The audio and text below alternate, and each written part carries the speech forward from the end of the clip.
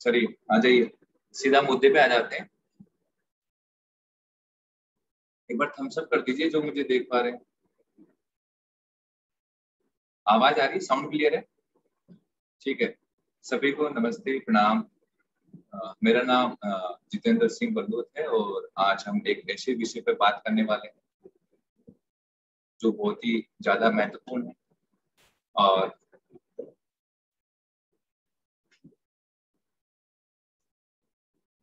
तो सभी लोग आराम से अपने ऑडियो को अनम्यूट कर लीजिएगा ताकि मेरी आवाज जो है सब तक पहुंच पाए।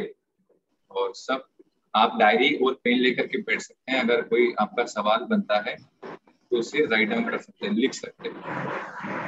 आज की कोशिश करूंगा कि आपके सवालों पे मैं जवाब वहाँ पे दे सकूं।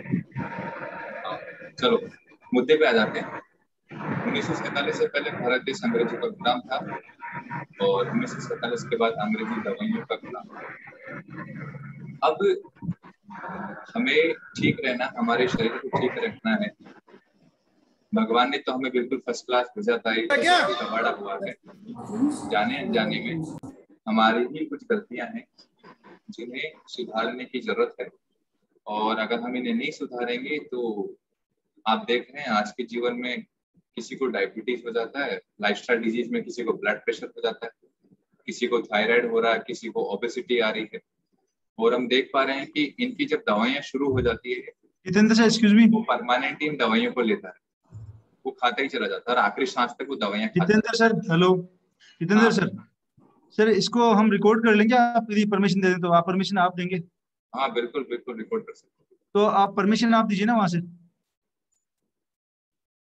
परमिशन कहाँ से आई? रिकॉर्ड का सर ऑप्शन है।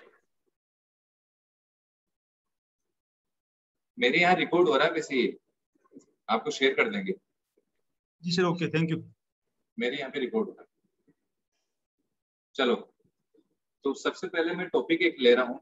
ऐसा एक टॉपिक है, इम्पोर्टेंट टॉपिक है कि हमें पता ही नहीं है कि हमें कब खाना चाहिए, कब नहीं खाना चाहिए, कितना खाना चाहिए, कब खाना रोक लेना चाहिए, कहाँ हमें रुक जाना चाहिए। हम तो बस एक बार खाने बैठते हैं तो फिर खाते ही चले। तो ये सबसे पहले आपने देखा होगा कि जब भी आप खाना खाते हैं तो कुछ डकारें आपको आती हैं। आज तक आपको सिर्फ जो भी खाने के बाद या खाते समय डकार आती है उसको आपने सिर्फ डकार ही समझा, लेकिन बेसिकली वो डकार क्या होती है आज आपको पता लगेगा।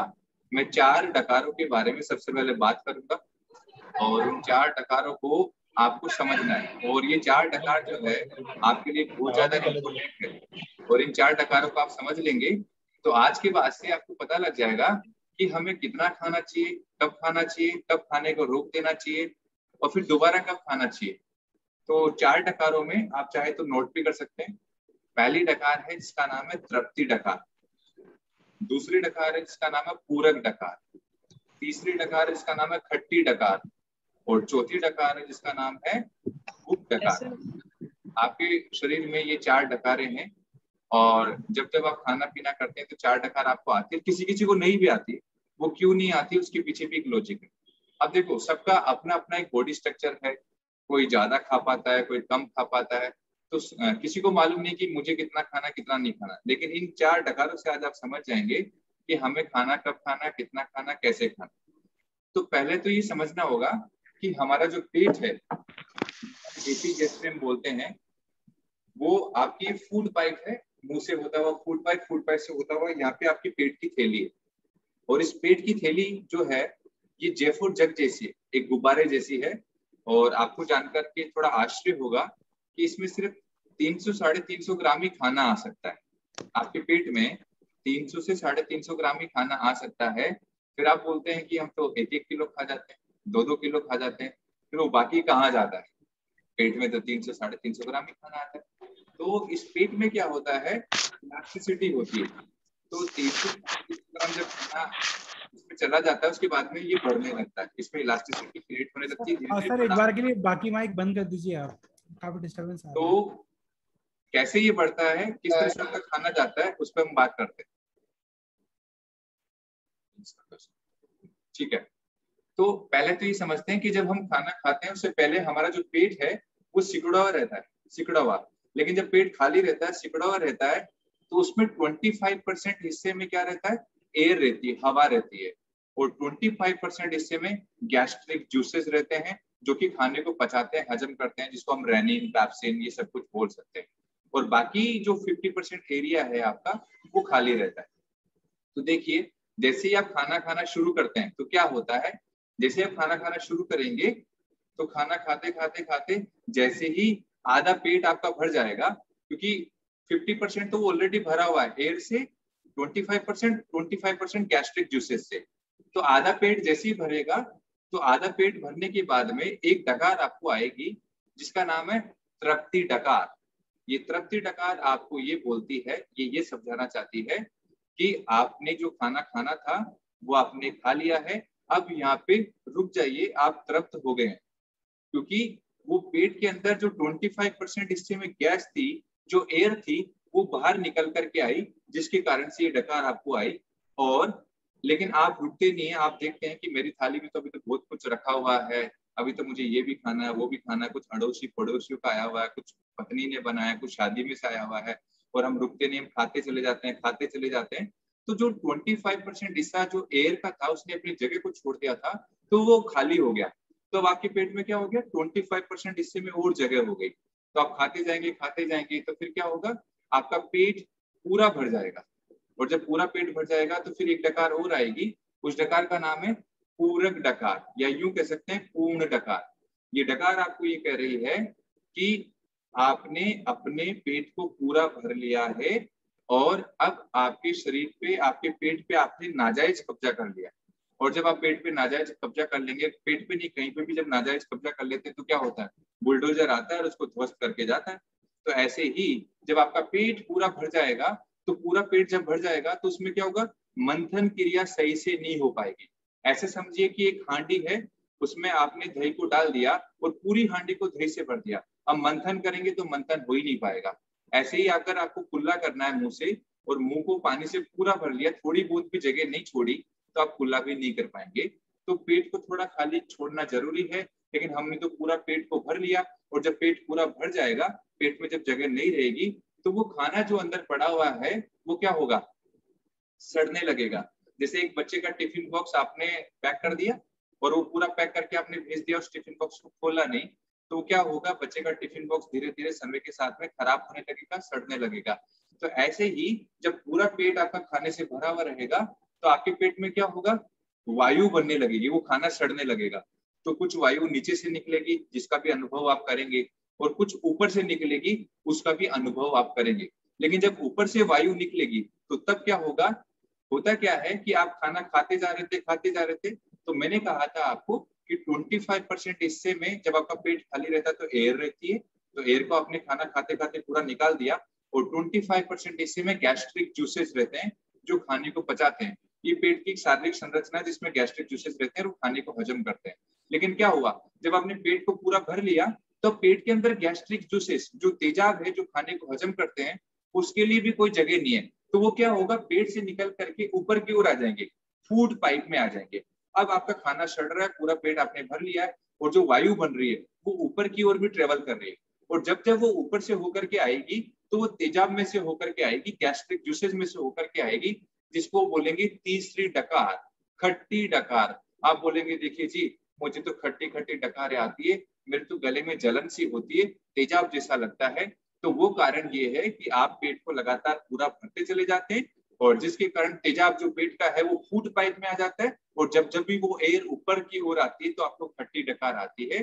तो तीसरी डकार का नाम है खट्टी डकार, जो मैंने आपको समझाई। चौथी डकार बड़ी इंपॉर्टेंट डकार है। ये जो भी कुछ आपने खा लिया पी लिया है, आपके पेट के अंदर 5 से 7 घंटे रहने वाला है। जो भी खाना आप खाते हैं पहले भुनी हुई खिचड़ी में कन्वर्ट होगा, पेस्ट में कन्वर्ट होगा, रस बनेगा उसका, फिर वो ड्यूडेनम से होता हुआ धीरे धीरे आंतों की ओर जाएगा। लेकिन इस प्रक्रिया को, इस प्रोसेस को 5 से 7 घंटे लग जाते हैं। तो क्या होता है, 5-7 घंटे के बाद जो पेट के अंदर खाना पड़ा हुआ है, धीरे धीरे जब वो आंतों की ओर जाएगा, तो आपका पेट जो फूला हुआ है वो वापस से सिकुड़ना शुरू हो जाएगा, सिकुड़ना शुरू होगा। और जैसे ही आपका पेट खाना निकलने के बाद सिकुड़ेगा, तो आपको एक डकार और आएगी, जो 5 से 7 घंटे बाद में आने वाली है, और उस डकार का नाम है भूख डकार। भूख डकार लगभग 5 घंटे बाद में आपको आने वाली है। भूख डकार को कैसे समझे कि भूख डकार है? आपका पेट एकदम से खालीपन सा महसूस होगा, आपको थोड़ा भूख जैसा महसूस होगा कि अब मुझे पेट में कुछ डाल लेना है। लेकिन भूख डकार का मतलब ये नहीं है कि आपने भूख डकार आई और आपने खाना शुरू कर दिया। यहाँ पे पेट आपका ये सिग्नल दे रहा है कि भैया आपने जो मुझे काम दिया था भोजन को पचाने का, हजम करने का, वो मैंने कर दिया है। अब मैं 2 घंटे आराम करना चाहता हूँ, फिर वापस से आप मुंह से होते हुए कुछ डाल देना और फिर वापस से मैं काम पे लग जाऊंगा।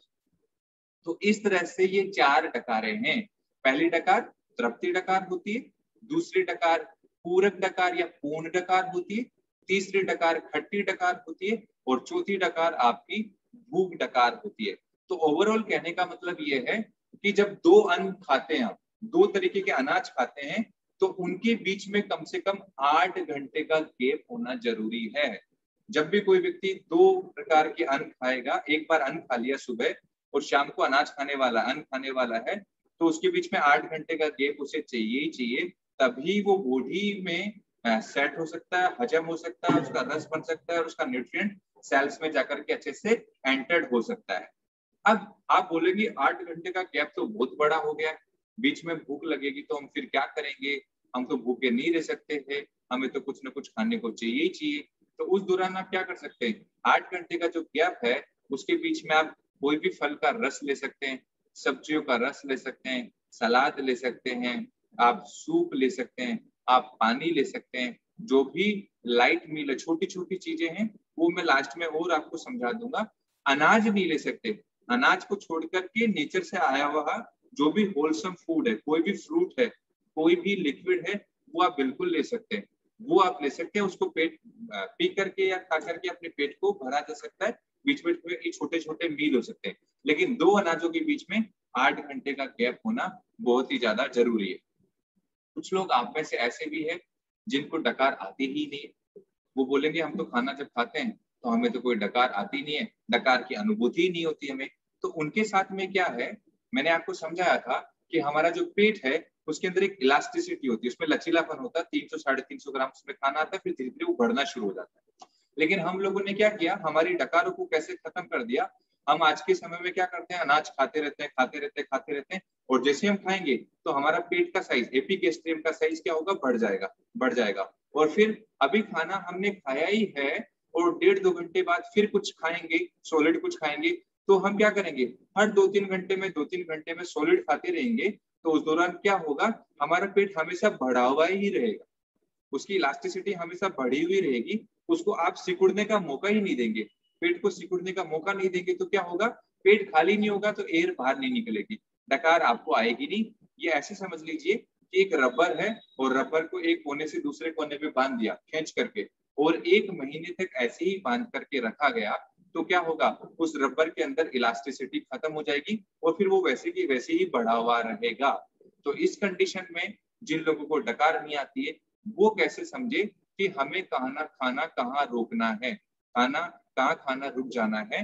तो मैं आपको समझा देता हूँ। इतना सबको जरूर पता रहता है कि जब हम खाना खा रहे होते हैं तो मैं आधी चपाती और खा सकता हूँ, 1 चपाती में और खा सकता हूँ।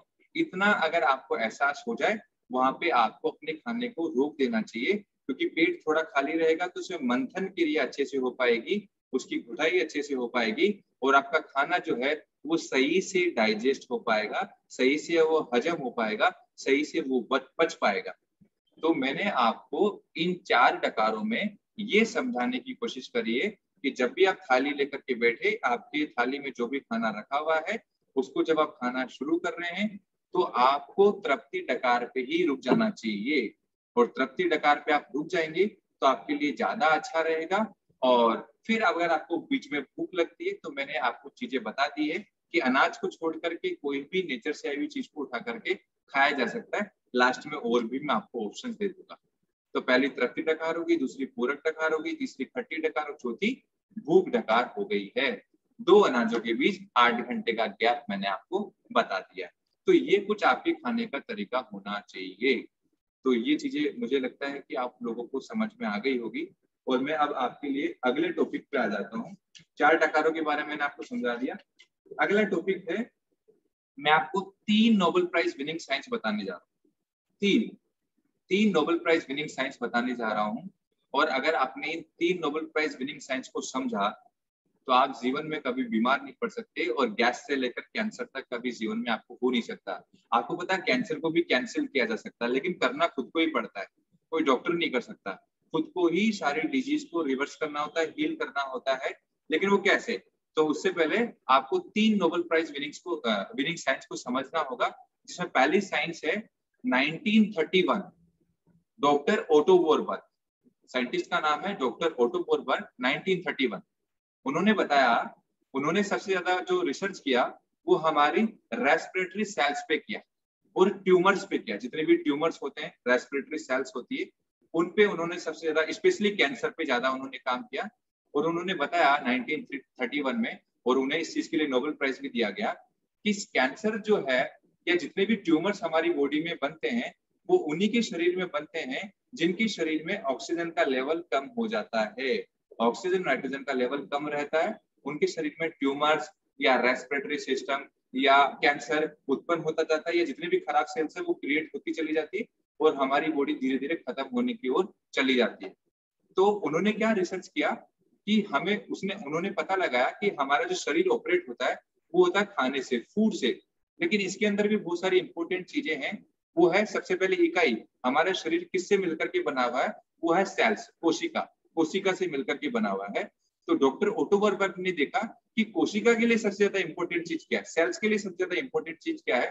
तो उन्होंने ह्यूमन बॉडी की कुछ सेल्स को लिया और ह्यूमन बॉडी में कुछ नैनो कैमराज भी उन्होंने फिट किए और पता किया कि अगर हमारी जो कोशिका है हमारे शरीर की, हमारी जो बॉडी की, उनको अगर कोई जीवित रखता है तो वो है हमारा प्राण वायु, ऑक्सीजन और नाइट्रोजन।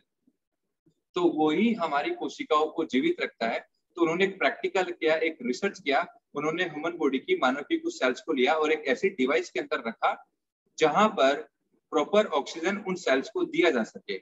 और जब प्रॉपर ऑक्सीजन उन सेल्स को दिया गया तो वो सारी की सारी सेल्स जो थी डिवाइस के अंदर वो अच्छी रही, फर्स्ट क्लास रही, उनमें कोई भी ऐसा कोई डिस्कम्फर्ट नहीं आया। लेकिन जब डॉक्टर ओटो वॉरबर्ग ने उस डिवाइस के अंदर ऑक्सीजन को कम कर दिया तो जितनी भी सेल्स थी वो सारी की सारी कैंसर सेल्स में कन्वर्ट हो गई। सारी की सारी सेल्स कैंसर सेल्स में कन्वर्ट होना शुरू हो गई।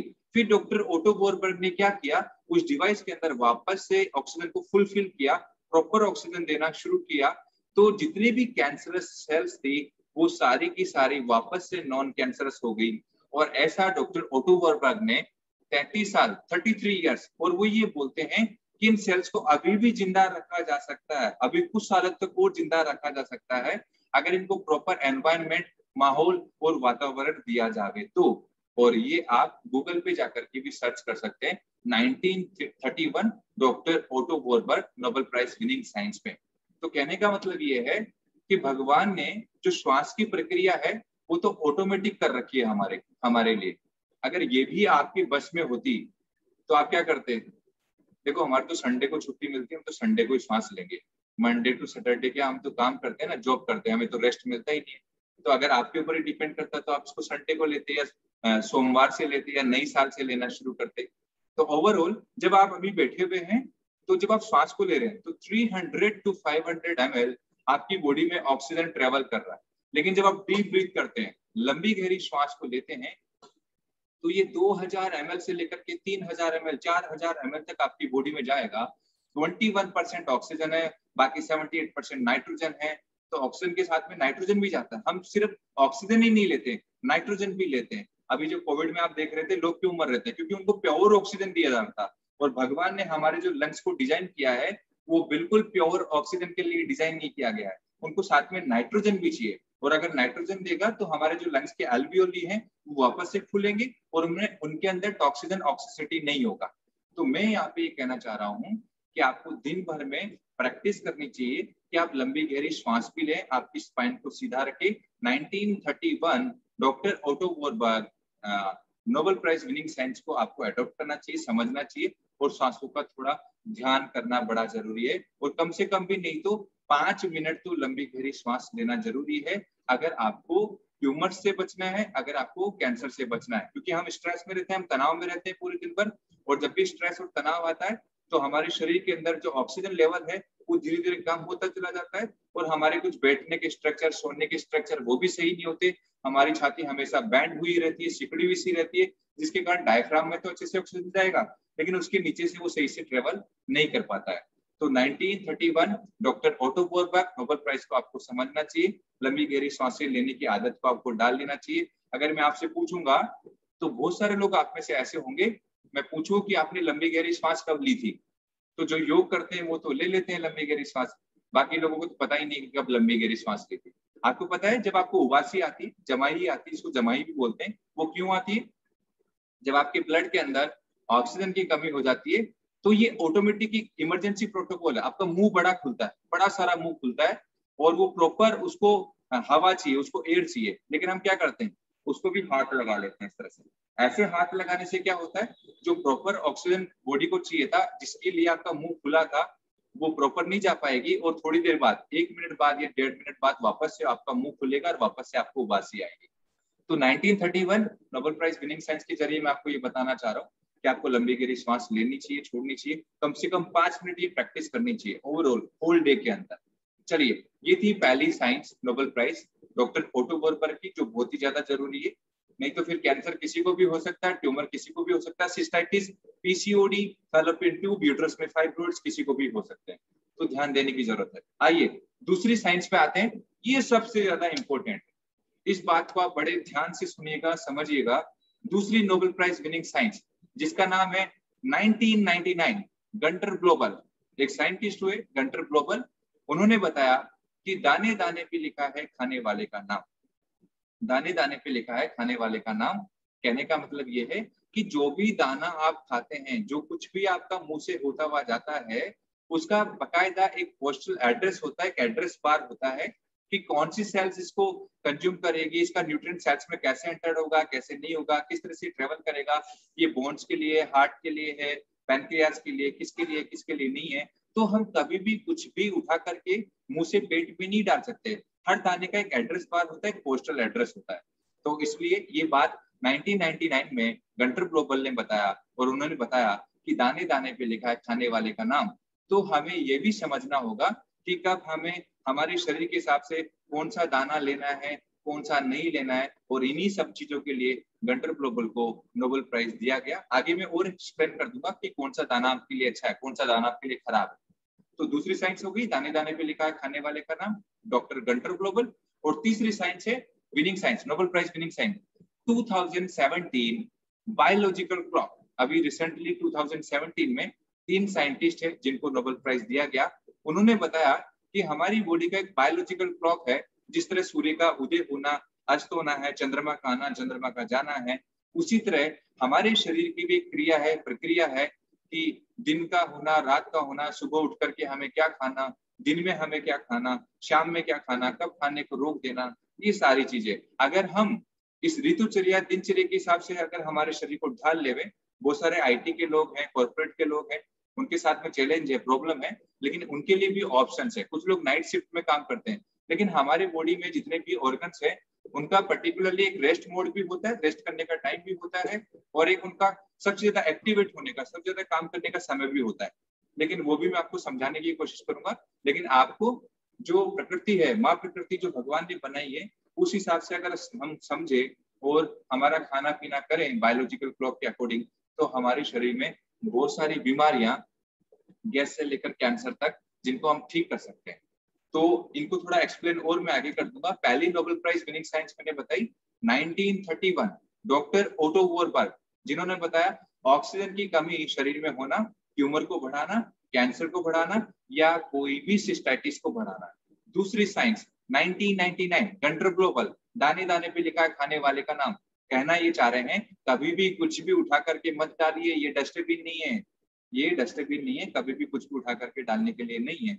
तीसरी Nobel prize winning science 2017 biological clock, हमें हमारी बॉडी का एक क्लॉक है, और उस क्लॉक के अकॉर्डिंग हमारा दाना, जो भी पीना, जो कुछ भी है, उसे समझना होगा, कब उठना है, कब सोना है, ये सारी चीजें। तो 3 नोबेल प्राइज मैंने आपको विनिंग साइंस बताई, इनको आप लिख सकते हैं। बाकी मेरे व्हाट्सएप ग्रुप पे आप जुड़ जाएंगे तो वहां पे और मैं इनको एक्सप्लेन करके आपको भेजूंगा। लेकिन अब आगे तीसरा इंपॉर्टेंट टॉपिक, पहले हमने 4 डकारों के ऊपर बात करी, तृप्ति डकार, पूरक डकार, खट्टी डकार, भूख डकार। बहुत सारे लोगों को खट्टी डकारें आती है तो उनको समझ लेना है कि उनको डकारें क्यों आती है। अब उनका खाना कम हो गया, लेकिन पहले उन्होंने ठूस ठूस के खाया, यहाँ तक खाया। कुछ लोग तो यहाँ तक जब तक नहीं आता तब तक रुकते ही नहीं, खाते ही जाते हैं, खाते ही जाते हैं। चलिए, तो उनको समझ लेना है कि हमें खाना कम कर देना चाहिए, थोड़ा पेट को खाली रखना जरूरी है। तीसरा सबसे ज्यादा इंपॉर्टेंट टॉपिक मैं आपके सामने लेकर के आ रहा हूँ।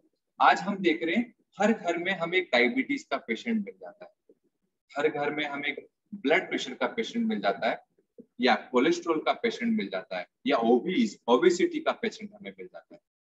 आपको पता है ये जो सारी डिजीज है, अच्छा फिर इसमें डॉक्टर्स ऐसे बोलते हैं, देखिए जी ये तो हेरिडिटरी है, ये तो आनुवांशिक है, एलोपैथी वाले, ये तो आनुवांशिक है, और ये तो अब क्या है आपके दादाजी को भी थी और आपको भी हो गई है, और आपकी जो भी संतानी होगी उनको भी हो सकती है। तो मैं आज आपको यहाँ पे ये एक्सप्लेन करने जा रहा हूँ कि ये आनुवांशिक नहीं, आनुवांशिक है तो वो है आपका रसोई घर, जो आपके घर में रसोई है वो है आनुवांशिक। माँ ने अपनी बेटी को खाना बनाना सिखा दिया, बेटी ने अपनी बेटी को सिखा दिया, बेटी ने अपनी बेटी को सिखा दिया, और पीढ़ी दर पीढ़ी वही सारी बीमारियां हमें चलती हुई आ रही है। माँ बेटे से अगले बेटे को, बेटी को बेटे से अगले बेटी, और बेटी को चलता चला जा रहा है। लेकिन आप इन्हें भी ठीक कर सकते हैं, इन्हें भी रिवर्स कर सकते हैं, इन्हें भी हील कर सकते हैं। और ये सारी के सारी जो डिजीज है ये सब के सब लाइफस्टाइल डिजीज है। मेरे पेज पे जाकर के आप देख सकते हैं, फूडोगा करके मेरा फेसबुक पेज है, वहां पे आप जाकर के देखेंगे तो बहुत सारे लोगों की जर्नी है, बहुत सारे लोगों की कहानियां हैं जिन्होंने अपनी कहानी को लिख रखा है। लेकिन सबसे पहले मैं डायबिटीज पे बात करता हूँ। आप में से भी हो सकता है आपके घर में या आपको बहुत सारे लोगों को डायबिटीज हो, और उसे कैसे हील कर सकते हैं, कैसे रिवर्स कर सकते हैं। अभी अगर रिसेंटली अभी आपको डायग्नोस हुआ ही है, अगर आपने दवाइयां शुरू नहीं करी तो बड़े आराम से आप ठीक कर सकते हैं। थोड़ा डायबिटीज के बारे में जानते हैं। डायबिटीज की पहली दवा बनी थी 1918 में, 1918 में डायबिटीज की पहली दवा बनी, और आज 100 साल से ज्यादा का समय हो गया है, कोई व्यक्ति ठीक होता ही नहीं है। और जब डायबिटीज किसी व्यक्ति को हो जाता है, समझ लीजिए सपोज करिए उसको ब्लड शुगर डायग्नोस हुआ बॉर्डर लाइन पे ब्लड शुगर डायग्नोस हो गया, और डॉक्टर ने इसकी दवा खिलाना उसको शुरू कर दिया, डायबिटोलॉजिस्ट ने उसको दवा खिलाना शुरू किया। कुछ दिनों तक उसका ब्लड शुगर कंट्रोल हो जाता है, 5-7 दिन बाद में। लेकिन आप देखते हैं आगे जाकर के उसका ब्लड शुगर वापस से रेज होना, वापस से बढ़ना शुरू हो जाता है, और उसकी डोज भी बढ़ना शुरू हो जाती है, और धीरे धीरे डोज बढ़ती है, ब्लड शुगर बढ़ता है, और आगे जाकर के फिर वो मेडिसिन से इंसुलिन पे आ जाता है, और उसको बोला जाता है कि आप दवाई खाइए, नहीं तो आपको रेटिनोपैथी हो जाएगा, आपको सीवीडी आ जाएगा, आपको नेफ्रोटिक आ जाएगा। लेकिन आपको भी मालूम है कि वो तो दवा खाते खाते भी आ जाता है। कोई भी व्यक्ति ऐसा बता दो जो 10 साल 15 साल डायबिटीज ब्लड प्रेशर की दवा खाता हो और फिर उसको रेटिनोपैथी सीवीडी या नेफ्रोटिक की कोई प्रॉब्लम नहीं आती हो।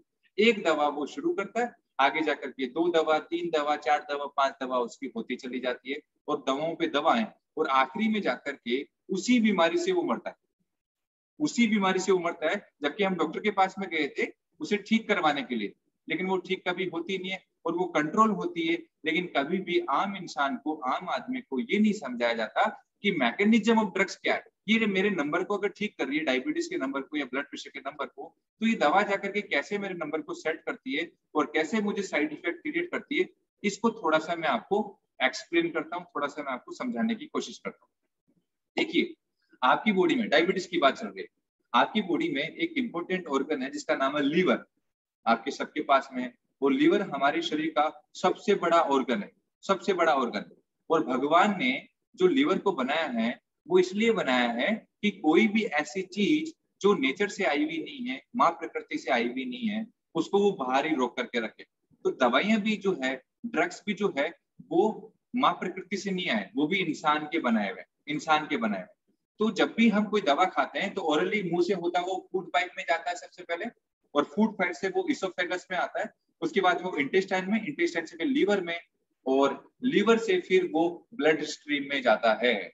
लेकिन जो भी दवा आप खा रहे हैं लीवर उसको रीड करता है क्योंकि वो नेचर से आया हुआ नहीं है। लेकिन जो भी डॉक्टर ने आपको दवा लिखी है उसे ये पता रहता है, वो आपकी एज पूछता है, आपके पैरामीटर्स, आपके ब्लड शुगर के पैरामीटर्स को देखता है, उसके बाद में वो आपकी डायबिटीज की मेडिसिन है उसको वो सेट करता है कि आपको कितने एमजी की दवा खानी, कितने एमजी की गोली लेनी है। लेकिन उसे ये पता है कि आपकी एज इतनी है और इसकी लीवर की इतनी ताकत है तो मुझे इतना एमजी देना पड़ेगा, क्योंकि लीवर क्या करेगा, मेडिसिन को रोक लेगा, मेडिसिन को जाने नहीं देगा। तो उस केस में क्या होगा, जैसे मान लीजिए आप में से जो भी लोग हैं, किसी भी व्यक्ति का ब्लड शुगर आ गया 150, 160, सपोज करिए अभी अभी आपको डायबिटीज डायग्नोस हुआ है और आपका डायबिटोलॉजिस्ट बोलता है लो आपको ये 250 mg की गोली खानी होगी और इससे आपका धीरे धीरे ब्लड शुगर कम होने लगेगा, बैलेंस होने लगेगा, संतुलित होने लगेगा। और जैसे आप 250 mg की गोली खाना शुरू करेंगे तो ये लीवर के पास में जाएगा, और जैसे ही लीवर के पास में जाएगा तो लीवर इसको रीड करेगा। लेकिन हम बचपन से तो गोली खाते हुए नहीं आए, ये धीरे धीरे रीड करता है।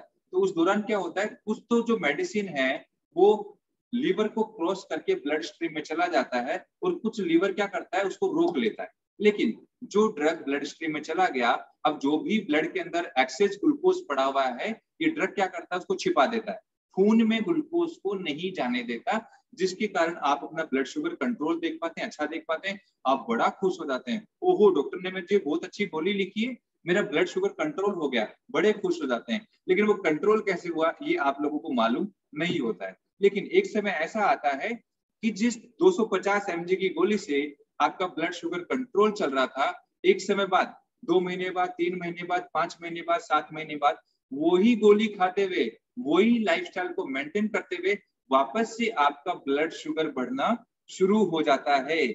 और फिर आप क्या करते हैं, उसी डॉक्टर के पास में जाते हैं जिसने पहले आपको दवा लिखी थी, प्रिस्क्राइब करी थी। वो डॉक्टर साहब को जाकर के बोलते हैं कि डॉक्टर साहब मैं तो वही दवा खा रहा हूँ और वही सारी मेरी लाइफस्टाइल है, लेकिन फिर भी मेरा ब्लड शुगर वापस से बढ़ना शुरू हो गया। तो डॉक्टर को तो पता है कि मुझे करना क्या है, वो 250 mg को हटा करके 500 mg कर देगा। ये ऐसा क्यों हुआ, क्योंकि लीवर जो भगवान ने बनाया है वो इसलिए बनाया है कि कोई भी ऐसी चीज जो नेचर से आई हुई नहीं है उसको बाहर ही रोक करके रखना है। वो गेट कीपर है, हमारे शरीर का चौकीदार है लीवर। तो वो 250 mg को थोड़े समय बाद में रीड कर लेता है और उसको अंदर नहीं जाने देता है, जिससे कि आपकी मेडिसिन का असर होना बंद हो जाता है। अब जैसे ही आप 500 mg की गोली खाना शुरू करेंगे, 250 से 500, तो ये भी लीवर के लिए नया रहेगा। और जैसे ये खाना आप इसको शुरू करेंगे तो ये भी लीवर को क्रॉस करके, क्योंकि लीवर के लिए नया सॉल्ट है, तो ये लीवर को क्रॉस करके ब्लड स्ट्रीम में जाना शुरू हो जाएगा। लेकिन कितने दिन तक हो सकता है, 3 महीने, 5 महीने, 1 साल, 2 साल, और एक समय बाद वापस अपनी लीवर ताकत को बढ़ाएगा और 500 mg को भी काम करने नहीं देगा, उसको खून के बाहर ही रखेगा और 500 mg की गोली भी काम करना बंद करेगी और वापस से ब्लड शुगर बढ़ना शुरू, फिर 750 mg और फिर आता है 1000 mg, 1 मिलीग्राम। और जब 1 मिलीग्राम काम करना बंद कर देता है आपकी दवा, तो यहाँ पे एक बहुत बड़ी चालाकी चली जाती है और वो कहा जाता है कि देखिए जी, आपकी जो पैनक्रियाज है उसके जो बीटा सेल्स हैं वो डेड हो गए, वो खत्म हो गए।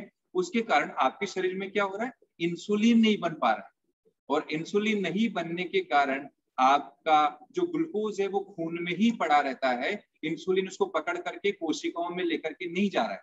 और जब लगातार आप इंसुलिन नहीं बनेगा, कम बनेगा, तो खून में ग्लूकोज की मात्रा बढ़ी हुई रहेगी और आपका ब्लड शुगर बढ़ा हुआ आएगा, जिसको बोलेंगे पैनक्रियाज के बीटा सेल्स डेड हो गए हैं। अब आपको गोली को हटा करके इंसुलिन पे आ जाना चाहिए।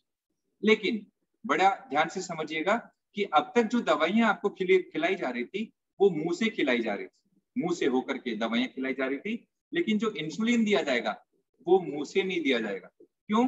क्योंकि अगर इसको मुंह से पिलाया जाएगा तो ये फूड पाइप से होकर के जाएगा, वही एपिगेस्ट्रियम, इंटेस्टाइन से लीवर, और ये भी नेचुरल नहीं है और लीवर इसको भी रोक लेगा और इसका भी असर नहीं होने देगा। और ये बहुत कॉस्टली आता है, बहुत महंगा आता है, और आदमी इसको कितना पिएगा, इसका असर होने में भी बहुत वक्त लगेगा। तो ये इंसुलिन के लिए क्या किया जाएगा कि डायरेक्ट ही आपके पेट में इंजेक्ट कर दिया जाएगा, और इसको पेट में इंजेक्ट करने से क्या होगा, ये डायरेक्ट ही खून में चला गया।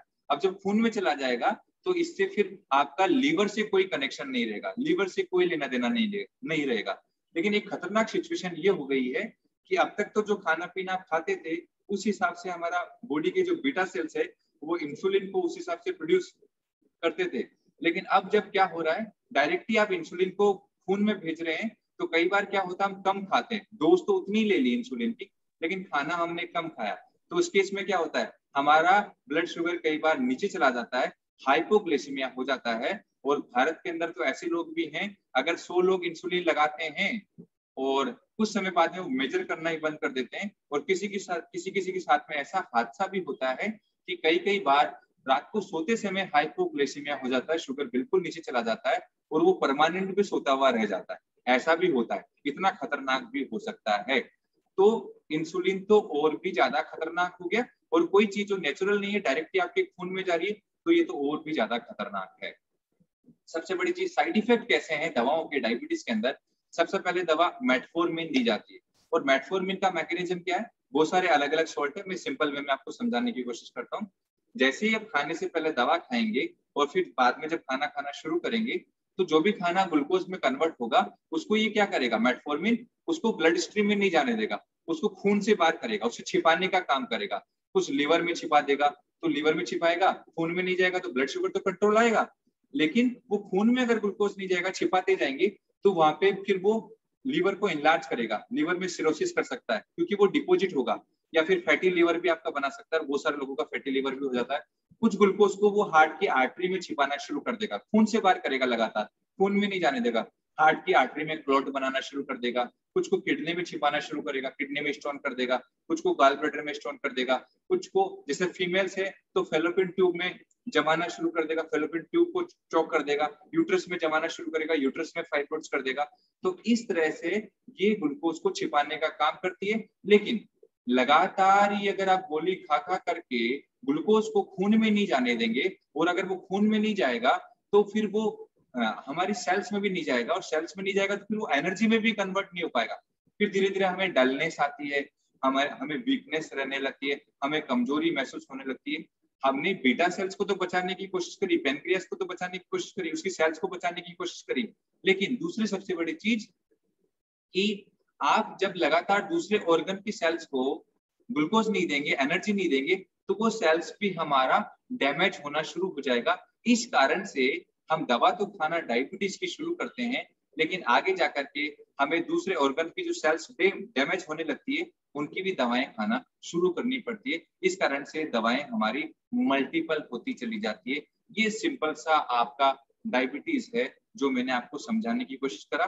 कैसे डायबिटीज होने के कारण आपके शरीर में इंसुलिन का कम बनना, और खाना वही लाइफस्टाइल का सारा रहना, और फिर एक्सेस ग्लूकोज आपके खून में लगातार पड़ा हुआ रहना, उसका सेल्स में नहीं जाना, एनर्जी में कन्वर्ट नहीं होना, यही डायबिटीज है। लेकिन इंसुलिन को कैसे प्रोड्यूस किया जाए, कैसे हमारे बीटा सेल्स को एक्टिवेट किया जाए, लास्ट में मैं खाने पे बात करूंगा, तब मैं आपको समझाऊंगा।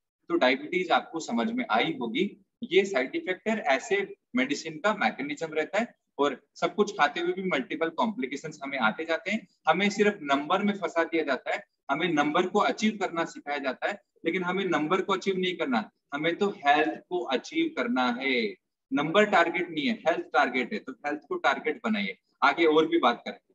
ये था डायबिटीज। दूसरा टॉपिक, डायबिटीज के बाद आज देख रहे हैं लोगों को हर घर में ब्लड प्रेशर होने लगा, उच्च रक्तचाप होने लगा, बीपी लोगों का बढ़ने लग गया है, लोग एंजाइटी के शिकार हो रहे हैं, टेंशन में है, तनाव में है, और बीपी किसी किसी का 150, 160, 170, और कुछ लोग तो ऐसे भी होते हैं जिनको पता भी नहीं लगता कि मेरा ब्लड प्रेशर कितना चल रहा है, और 200 तक उनका चल जाता है। डायस्टोलिक सिस्टोलिक ऊपर नीचे उनका होता रहता है। तो बेसिकली जो ब्लड प्रेशर है, पहले बात तो ये कोई बीमारी नहीं है, ये साइकोलॉजिकल है। मैं चाहूं तो आपका 5 मिनट में ब्लड प्रेशर बढ़ा भी सकता हूं, और अगर मैं चाहूं तो 5 मिनट में आपके ब्लड प्रेशर को मैं सही भी कर सकता हूं। लेकिन मैं कैसे आपसे बात कर रहा हूं, कैसे मैं आपको समझाने की कोशिश कर रहा हूं, ये सबसे ज्यादा इंपॉर्टेंट है। देखो, इतना मजा आएगा ब्लड प्रेशर को समझने में, ध्यान से समझिएगा, बड़े आराम से मैं आपको समझाता हूँ। आप सभी को मालूम है कि हमारे ब्लड प्रेशर की रीडिंग क्या है। आज किसी से भी पूछेंगे कि ब्लड प्रेशर कितना होना चाहिए, तो कोई भी बोलेगा 120/80, 120/80 यही बोला जाता है। लेकिन क्या आपको मालूम है 1977 जॉइंट नेशनल कमीशन ने जब पहली बार ब्लड प्रेशर का मानक निकाला था, तो वो 150/90 हुआ करता था, 150/90। और आपको क्या ये भी मालूम है कि महात्मा गांधी का ब्लड प्रेशर कितना रहता था? ये गूगल पे जाकर के सर्च करिएगा, 190/110 महात्मा गांधी का ब्लड प्रेशर, 190/110। और अगर महात्मा गांधी आज जिंदा रहते तो उनको आईसीयू से बाहर ही नहीं आने दिया जाता, उनको हमेशा एडमिट करके ही रखा जाता कि देखिए आपका तो ब्लड प्रेशर बहुत ज्यादा शूट अप है। हाँ, मरे तो वो गोली से हैं, उनकी मृत्यु तो गोली से हुई है, लेकिन ड्रग से नहीं, खाने वाली गोली से नहीं, दूसरी वाली गोली से भी। लेकिन वो दवा नहीं खाते थे, ब्लड प्रेशर की कोई दवा नहीं खाते थे। अब मैं आपको थोड़ा समझाता हूँ कि पहले तो ब्लड प्रेशर क्या है, क्यों ब्लड प्रेशर हो जाता है और क्यों ऊपर जाता है, क्यों नीचे आता है। फिर हम बात करते हैं कि मेडिसिन से कैसे ब्लड प्रेशर हमारा कंट्रोल होता है। फिर दवा खाते हुए भी हमें हार्ट अटैक आ जाता है, एंजियोग्राफी, एंजियोप्लास्टी, बाईपास सर्जरी हो जाती है दवा खाते हुए भी। चलो बात करते हैं, हम जो भी खाना खाते हैं उसमें दो तरीके के मॉलिक्यूल्स होते हैं। कुछ मॉलिक्यूल बिल्कुल स्ट्रेट फॉर्म में होते हैं, बिल्कुल सीधे होते हैं, और कुछ मॉलिक्यूल होते हैं जिगजैग फॉर्म में, टेढ़े मेढ़े। मैं थोड़ा सा समझाता हूँ। जैसे कुछ मॉलिक्यूल होंगे ऐसे बिल्कुल सीधे होंगे, ऐसे बिल्कुल सीधे स्ट्रेट, बिल्कुल ऐसे स्ट्रेट बिल्कुल सीधे होंगे इस तरह से। अभी दिख रहा नहीं होगा, ब्राइटनेस ज्यादा आ रही है। कुछ मॉलिक्यूल जिगजैग फॉर्म में होते हैं, टेढ़े मेढ़े होते हैं इस तरह से, ऐसे टेढ़े मेढ़े। अब क्या होता है, जो भी खाना हम खा रहे हैं उसका जो भी मॉलिक्यूल स्ट्रेट और जिगजैग, हमें अभी नहीं पता है कि हम स्ट्रेट मॉलिक्यूल खा रहे हैं या जिगजैग मॉलिक्यूल खा रहे हैं। हम तो बस खाना खा रहे हैं, हम तो हमारे पेट को भरने में लगे हुए हैं। क्या होता है, जो भी मॉलिक्यूल खा रहे हैं वो ब्लड वेसल की इनर लाइनिंग पे से होकर के ट्रेवल करता है। हमारी जो भी रक्त नलिका है उसके ऊपर से, जिसको एंडोथेलियल लेयर कहा जाता है, ब्लड वेसल की इनर लाइनिंग एंडोथेलियल लेयर होती है। तो जो भी स्ट्रेट मॉलिक्यूल है, स्ट्रेट वाला सीधा वाला मॉलिक्यूल, वो क्या करता है, ब्लड वेसल की इनर लाइनिंग जहाँ पे से ब्लड ट्रेवल कर रहा है वहां पे किसी किसी केस में ये डिपॉजिट होना शुरू हो जाता है। अगर हमारा रेजिस्टेंस पावर कमजोर होता चला जा रहा है, गिरता चला जा रहा है, तो हमारी जो भी रक्त नलिकाएं, खून की नलिकाएं हैं, उनमें सीधा वाला जो मॉलिक्यूल है, आप देखो कोई भी लकड़ियों का गट्टर, बहुत सारी लकड़ियां ले लो, सीधी लकड़ियां ले लो, तो उनको बांधने में आसानी रहेगी। अगर लकड़ियां टेढ़ी मेढ़ी रही तो उनको बांधने में दिक्कत आएगी। इसी कारण जो सीधा वाला मॉलिक्यूल होता है वो हमारी रक्त नलिकाओं में, अगर हमारा रेजिस्टेंस पावर कम हो जाता है तो वहां पे बैठना शुरू कर देता है। और फिर क्या होता है, वो एक के ऊपर एक, एक के ऊपर एक, एक के ऊपर एक, एक के ऊपर एक, रोज रोज एक के ऊपर एक लेयर बनाते चले जाते हैं, लेयर।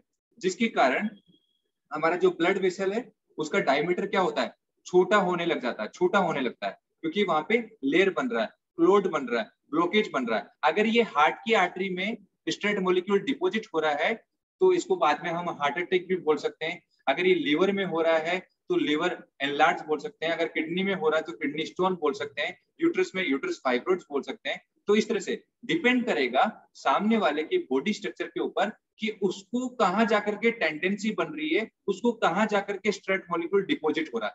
जहां डिपॉजिट होगा, जिस ऑर्गन में जाकर के डिपॉजिट होगा, उसको उसी से रिलेटेड प्रॉब्लम्स आना शुरू हो जाएगी, उसी से संबंधित कोई ना कोई बीमारी आएगी। तो मैं ब्लड प्रेशर के बारे में बात कर रहा था। तो ऐसे ही हमारे हार्ट की आर्टरी में स्ट्रेट मॉलिक्यूल डिपॉजिट होता है, जिसके कारण हमारी हार्ट की आर्टरी का डायमीटर छोटा हो जाता है। अब जब हार्ट की आर्टरी का डायमीटर छोटा होगा तो क्या होगा, ब्लड का प्रेशर बढ़ जाएगा, खून का दबाव बढ़ जाएगा, उच्च रक्तचाप हो जाएगा। और जब आपका ब्लड का प्रेशर बढ़ेगा तो आप क्या करेंगे, डॉक्टर के पास में जाएंगे। और डॉक्टर के पास में जाएंगे तो डॉक्टर आपको बोलेगा कि देखिए जी, आपका तो ब्लड प्रेशर हाई आ रहा है, आप तो गोली खाइए। अब जब गोली खिलाई जाएगी तो उसमें क्या होगा, या तो डायलेटर्स दिए जाएंगे, या ब्लड थिनर दी जाएंगी, या ऑक्सीजन नीड के लिए कुछ मेडिसिन दी जाएगी। लेकिन मैकेनिज्म ऑफ ड्रग्स क्या है, ये दवाइयां कहाँ काम करने वाली है, ये दवाइयां जो है आपके हार्ट के ऊपर जाकर के काम करने वाली है और आपके हार्ट को वीक बनाने वाली है, कमजोर बनाने वाली है, ताकि सर्कुलेशन कम हो जाए। जब आपके हार्ट ने सर्कुलेशन करना कम कर देगा तो आपका ब्लड प्रेशर तो नॉर्मल आना शुरू हो जाएगा। लेकिन आपके हार्ट की आर्टरी में जो स्ट्रेट मॉलिक्यूल डिपॉजिट हो गया था, जिसके कारण क्लोट बन रहा था, ब्लॉकेज हो रहा था, वो रिस्क फैक्टर तो एज इट इज वहां पे वैसा का वैसा ही पड़ा हुआ है और वो कभी भी फट सकता है, उसका मेम्ब्रेन कभी भी फट सकता है। और वो 30%, 40%, 50% जो ब्लॉकेज है वो 100% में कन्वर्ट हो सकता है और आपको हार्ट अटैक से मार सकता है। तो करना क्या है, दवाई नहीं खानी है। करना क्या है कि हमें हार्ट को वीक नहीं बनाना, हमें सिम्टम पे काम नहीं करना, हमें हमारे उस रीजन पे काम करना है जो स्ट्रेट मॉलिक्यूल ब्लड वेसल की इनर लाइनिंग में डिपॉजिट हो गया। तो क्या करना होगा, हमारे खाने में से कुछ समय के लिए स्ट्रेट वाला मॉलिक्यूल, जो सीधा वाला मॉलिक्यूल था, उसको हटा देना होगा। इलाज ही यही है, सीधे वाले मॉलिक्यूल को हटाना होगा और हर खाना वो मॉलिक्यूल का खाना होगा जिसका मॉलिक्यूल जिगजैग फॉर्म में होगा, टेढ़ा मेढ़ा होगा। तो क्या होगा, जब आप जिगजैग मॉलिक्यूल का खाना खाना शुरू करेंगे तो ये आपके ब्लड वेसल में भी, खून की नलिकाओं में भी जिगजैग फॉर्म में ही ट्रेवल करेगा। तो जो स्ट्रेट मॉलिक्यूल आपकी खून की नलिका में जमा हो चुका था, ये हर बार जिगजैग मॉलिक्यूल, टेढ़ा मेढ़ा मॉलिक्यूल उसके ऊपर से ट्रेवल करेगा और हर बार उसको खुदरता हुआ जाएगा, खुदरता हुआ जाएगा, खुदरता हुआ जाएगा, जिससे कि स्ट्रेट मॉलिक्यूल, सीधा वाला मॉलिक्यूल वहां पे डिसॉल्व हो जाएगा और जो हमारे ब्लड वेसल का जो डायमीटर छोटा हो गया था वो वापस से शेप में आ जाएगा और हमारा ब्लड प्रेशर, जो रक्तचाप बढ़ा हुआ था, वो वापस से नॉर्मल हो जाएगा। बहुत सिंपल सा है ये। ऐसा है जैसे हम गार्डनिंग कर रहे हैं, गार्डन में पानी दे रहे हैं पाइप से, और जब हम पाइप के मुंह को आगे से दबा देते हैं तो क्या होता है, वाटर का फ्लो बढ़ जाता है, और जैसे ही पाइप को, मुंह को हम छोड़ देते हैं तो क्या होता है, वाटर का फ्लो नॉर्मल हो जाता है। उसी तरह से हमारा ये ब्लड प्रेशर है। और थोड़ा सिंपल करता हूँ, आपको क्या नंबर में फंसा दिया गया ना, थोड़ा इस नंबर के डर को दूर करते हैं। सपोज करिए आप में से ए बी सी डी बहुत सारे लोग बैठे हुए हैं। दो चीजें हैं, एक तो होती है मेडिकल साइंस, एक होती है मेडिकल इंडस्ट्री। मेडिकल साइंस तो सही है, लेकिन मेडिकल इंडस्ट्री जो है वो है खराब। वो बोलते हैं कि आपका ब्लड प्रेशर 120/80 होना चाहिए। चलो मैं एक ऐसी गोली बना करके आपको दे देता हूं कि जिससे आपका ब्लड प्रेशर 120/80 रहेगा और आपका हमेशा ब्लड प्रेशर नॉर्मल रहेगा। सपोज करिए आप जितने भी लोग हैं अभी जहां पर भी बैठे हुए हैं, जहां से भी मुझे सुन रहे हैं, आपका ब्लड प्रेशर 120/80 है और आपका ब्लड प्रेशर 120/80 ही रहना चाहिए। मैंने ऐसी गोली बना करके आपको दे दी है। अब अचानक से आपके पैरों में सांप आ जाए, कोबरा आ जाए, तो क्या होगा, आपका ब्लड प्रेशर शूट अप कर जाएगा। आपका ब्लड प्रेशर शूट अप करेगा, रेज करेगा, तो फिर तो वो तो नहीं करना चाहिए ना। डॉक्टर ने बोला है 120/80 रहना चाहिए, 120 से ऊपर जाना ही नहीं चाहिए, इतना ही रहना चाहिए। अरे भैया ये तो डिपेंड करता है, ये तो प्रोटेक्टिव लेयर है। एक दूसरा एग्जांपल और देता हूँ। सपोज करिए आप ओलंपिक की रेस में पार्टिसिपेट कर रहे हैं, ओलंपिक की रेस में भाग ले रहे हैं, और आप में जितने भी लोग मुझे सुन रहे हैं, आप में से किसी को भी ब्लड प्रेशर की प्रॉब्लम नहीं है, कोई भी मेडिसिन नहीं खाता है, आप ऑन द मार्क से सेट हैं, रनिंग के लिए तैयार हो रहे हैं। रेफरी काउंटिंग करेगा 5 4 3 2, जैसे ही रेफरी 2 बोलेगा और अगर इस समय आपका ब्लड प्रेशर चेक कर लिया जाए तो आपका तो ब्लड प्रेशर बढ़ा हुआ आएगा। तो इसका मतलब ये थोड़ी ना हो गया कि हम ब्लड प्रेशर के पेशेंट हो गए। डॉक्टर कभी भी इन चीजों में बात नहीं करता कि आप कितनी सीढ़ियां चढ़ करके आए हैं, कोई झगड़ा तो नहीं चल रहा है, घर में कोई तनाव तो नहीं चल रहा है, कोई कारण है, घर की क्या स्थितियां, इन सब पे वो बात नहीं करते, वो सिर्फ नंबर पे बात करते हैं। ये तो फ्लैक्चुएट होता है, फ्लैक्चुएशन आता है इसके अंदर। ये तो प्रोटेक्टिव लेयर है, ब्रेन सिग्नल देगा हार्ट को, भैया हार्ट बीट बढ़ाओ, भागो भागो, बचना है बचना है बचना है। अगर ये सिग्नल ही आना बंद हो जाएगा तो फिर ना तो हम बच्चे पैदा कर पाएंगे, ना हम दौड़ पाएंगे, ना हम भाग पाएंगे, ना हमें गुस्सा आएगा, हम न्यूट्रल रहेंगे, बस बैठे के बैठे ही रहेंगे, बैठे के बैठे रहेंगे।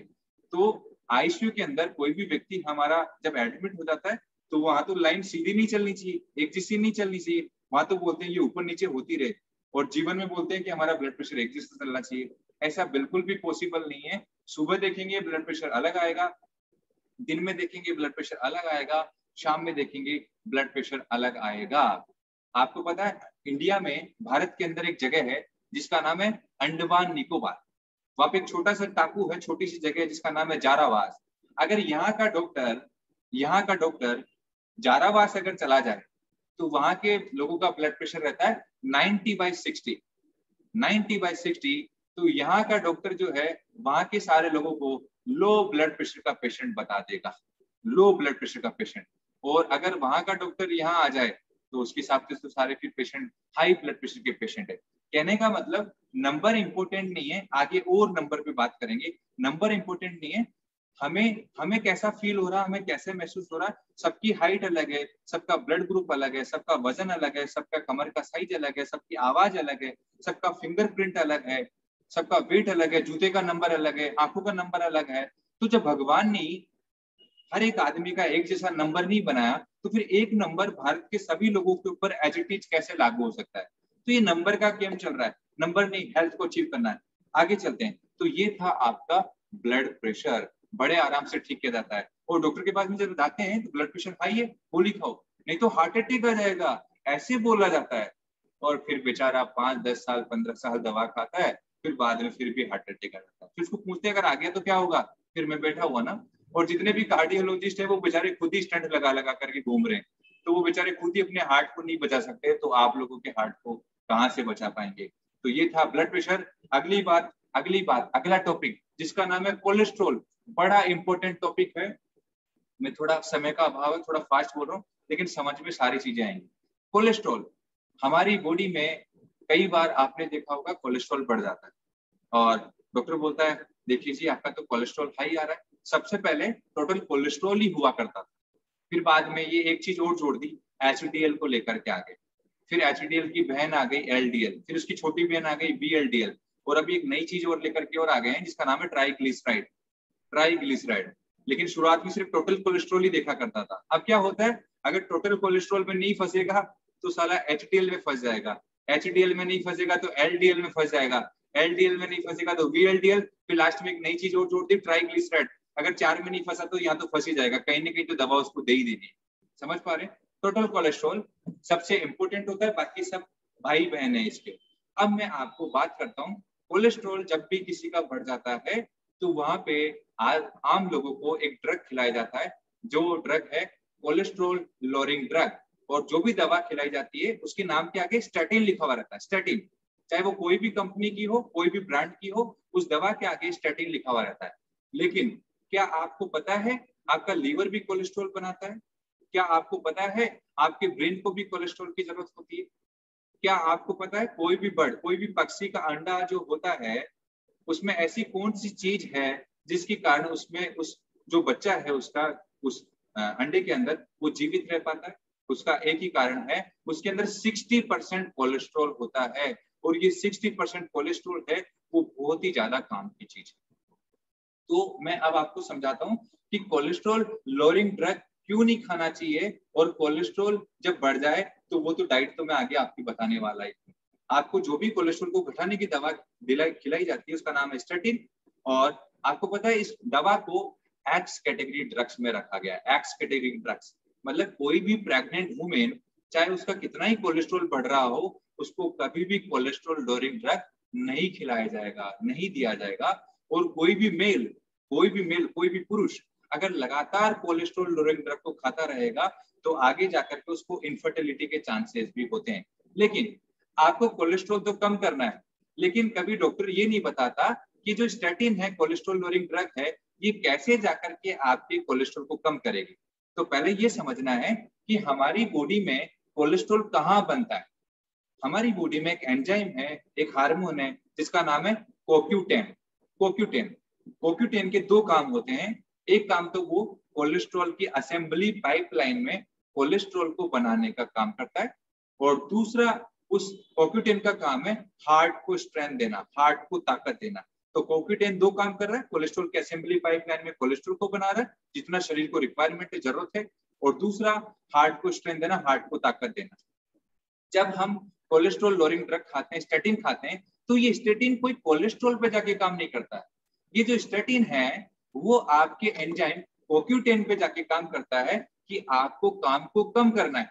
तो जैसे ही स्टैटिन आप खाएंगे तो कोक्यूटेन हार्मोन जो है वो काम करना कम कर देगा, और जैसे ही काम करना कम करेगा तो कोक्यूटेन क्या कर रहा था, दो काम कर रहा था। एक तो वो कोलेस्ट्रॉल के असेंबली पाइपलाइन में कोलेस्ट्रॉल को बना रहा था, और दूसरा काम वो कर रहा था हार्ट को स्ट्रेंथ, हार्ट को ताकत दे रहा था। तो कोलेस्ट्रॉल के असेंबली पाइपलाइन मतलब जो कोलेस्ट्रॉल बना रहा था वो तो कम हो जाएगा, लेकिन वो हार्ट को स्ट्रेंथ दे रहा था, ताकत दे रहा था, वो भी कम हो जाएगा। जितने भी लोग अगर 100 लोग कोलेस्ट्रॉल लोअरिंग ड्रग खाते हैं और लगातार खाते रहते हैं तो आगे जाकर के 73% लोगों को हार्ट की दवा भी खानी पड़ती है। तो ये है कोलेस्ट्रॉल लोअरिंग ड्रग के साइड इफेक्ट। और कोलेस्ट्रॉल जो है आपका बढ़ा हुआ वो आपके नेचुरल या जो नॉर्मल आपका खाना है जो प्लांट से आया हुआ है उससे नहीं बढ़ता है, वो बढ़ता है पैकेट वाली चीजों से, जो पैकेट में बंद होकर के आती है, उन सब चीजों से वो कोलेस्ट्रॉल जो है आपका बढ़ जाता है। तो तीसरी चीज कोलेस्ट्रॉल के ऊपर मैंने बात करी, पहले मैंने डायबिटीज के ऊपर बात करी, फिर मैंने ब्लड प्रेशर के ऊपर बात करी, तीसरा मैंने कोलेस्ट्रॉल के ऊपर बात करी। अब चौथी बात, लास्ट सीट, ओबीस पे बात करते हैं, मोटा पे भी बात करते हैं। जब हम लोग, ये तो बड़ा विचित्र है, आजकल हर घर में मोटे लोग, खाए पिए खानदान के लोग बहुत सारे मिल जाते हैं। जीवन में वो कभी आगे बढ़े या नहीं बढ़े, लेकिन उनका मध्य प्रदेश जरूर आगे बढ़ जाता है। तो इस मध्य प्रदेश को कैसे सेट करना है, इसके लिए हमें क्या करना है, वो थोड़ा समझने की जरूरत है। बेसिकली ओबेसिटी, मोटापा। मोटापे का मतलब इतना सा है, पहला फॉर्मूला तो मैंने आपको दिया था आज जब मैंने टॉपिक को शुरू किया था, कि जब भी आप खाना खाते हैं तो अनाज के बीच में 8 घंटे का गैप होना जरूरी है। फर्स्ट प्रायोरिटी अनाज, 2 अनाज 8 घंटे का गैप होना जरूरी है। अब क्या है कि हम जब खाना खाते रहते हैं तो डकार जो मैंने बताई थी, 4 डकार, उनका पालन करना जरूरी है। होता क्या है, आप जो खाते हैं वो आपका नहीं होता है, आप जो खाना खाते हैं वो आपका नहीं होता है, उसमें से शरीर जो पचाता है वो आपका होता है, बाकी सब वेस्टेज होता है, बाकी सब कोई काम का नहीं होता है। तो आपके शरीर को जितनी एनर्जी की जरूरत होती है उतना तो वो ले लेते हैं, शरीर ले लेता है, कोशिकाओं में चला जाता है, एनर्जी में कन्वर्ट हो जाता है। लेकिन जो आपने टेस्ट के लिए खा लिया, जो स्वाद के लिए खा लिया, वो खाते गए, वो क्या होता है, आपके खून में ही पड़ा हुआ रहता है, जिसको हम एक्सेस ग्लूकोज भी बोल सकते हैं। वो हमारे शरीर का काम नहीं है। फिर वो सबसे पहले क्या होता है, वो एक्सेस ग्लूकोज जो है वो ट्राइग्लिसराइड में कन्वर्ट होता है, वो फैट में कन्वर्ट होता है, वो ट्यूमर में कन्वर्ट होता है, वो सिस्टाइटिस में कन्वर्ट होता है, वो इन्फ्लेमेशन में कन्वर्ट होता है, और फिर वो ही आपकी ओबीस को, आपकी ओबेसिटी को, आपके मोटापे को बढ़ाना शुरू कर देता है। तो ओबेसिटी एक सिंपल सा फंडा है कि आपको 2 अनाज के बीच 8 घंटे का गैप रखना जरूरी है। बीच में अगर आपको कुछ खाना है तो मैंने बताया था, आप फल खा सकते हैं, सैलेड खा सकते हैं, मखाने रोस्टेड जो मखाने होते हैं, फूल मखाना जिसको हम बोलते हैं, वो आपके लिए बहुत अच्छा होता है, वो भी आप खा सकते हैं। इसके अलावा पानी का सेवन आप कर सकते हैं। इसके अलावा अगर आपको चाय लेनी है तो दूध वाली चाय नहीं पी करके ग्रीन टी, लेमन टी, गुंजा टी, कोई भी दिव्य पे, कोई भी पत्तियों की चाय, वो आप बना करके पी सकते हैं। तो इस तरह से आपकी दैनिक दिनचर्या में थोड़ा मैं खान पीने पे बात कर लेता हूँ कि जब आप सुबह उठते हैं तो आपका खाना पीना किस तरह का होना चाहिए। आप जो भी खा रहे हैं, आपका ट्रेडिशनल जो भी खाना है, जो बचपन से आप खाते हुए आए हैं, जो भी नॉर्मल लोग हैं, जिनको अभी कोई बीमारी नहीं आई है या सिम्टम आ गए लेकिन दवाई खाना चालू नहीं करी है, उन सब के लिए मैं बात कर रहा हूँ। जो दवाइयां हैं, जो दवाइयां खा रहे हैं, वो एक प्रोटोकॉल का पार्ट होता है, तो उनको फॉलो करना है तो वो मॉनिटरिंग के साथ में फॉलो करना होता है, क्योंकि फिर उसमें दवा को भी टेपर करना होता है, दवा को भी धीरे धीरे रिमूव करना होता है, हटाना होता है। लेकिन जिनको अभी छोटी छोटी समस्या आई है, जैसे थोड़ा बहुत ब्लड प्रेशर रहना शुरू हो गया, थोड़ी बहुत डायबिटीज रहना शुरू हो गया है, या थोड़ा बहुत मोटापा बढ़ना शुरू हो गया है, या एंजाइटी रहना शुरू हो गया है, या और दूसरी समस्या आना शुरू हो गई है, उनके लिए ऐसा एक डाइट प्लान होना चाहिए। तो उनके खाने में क्या चीजें इंपॉर्टेंट है वो मैं आपको समझा देता हूँ, और बड़े सिंपल लैंग्वेज में समझा देता हूँ। बेसिकली आप जो भी खाना खाते हैं, देखो, आप तो रहना चाहते हो जीवित, आप तो रहना चाहते हो जीवित, लेकिन खाना खाते हो मरा हुआ।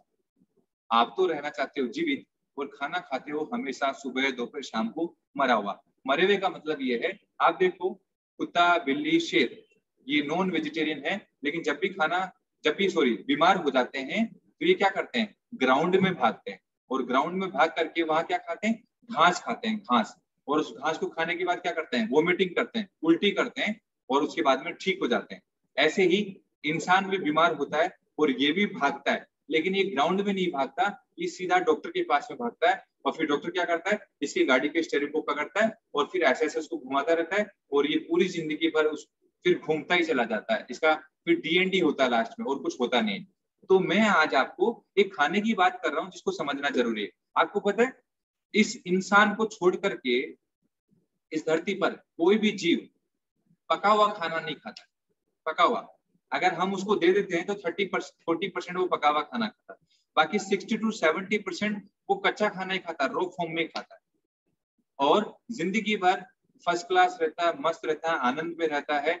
पैथोलॉजी लैब पे नहीं जाना पड़ता, डायबिटीज को चेक नहीं करवाना पड़ता, ब्लड प्रेशर को चेक नहीं करवाना पड़ता, कोविड उसको नहीं होता, मास्क नहीं लगाता, सैनिटाइज उसको नहीं करना पड़ता, और आराम से मस्त रहता है, जीवित रहता है। और आदमी क्या करता है, पूरी जिंदगी भर पका हुआ खाना खाता है, सुबह भी पका हुआ, दिन में पका हुआ, शाम को पका हुआ, और एक दिन इसको भी चिता पे पका दिया जाता है। तो मैं आज आपसे ये बात कर रहा हूँ कि आपका खाना किस तरह से होना चाहिए। देखिए, खाने में क्या चीजों को देखा जाता है, आप कार्बोहाइड्रेट देखते हैं, प्रोटीन देखते हैं, फैट देखते हैं, विटामिन मिनरल्स, मुफा फूफा, ये सारी चीजों को आप देखते हैं। लेकिन आप कोई भी फूड इंडस्ट्री जहां से खाना आपका आया है, उसमें दो चीजें सबसे ज्यादा इंपॉर्टेंट होती है जो उसमें होती ही नहीं है।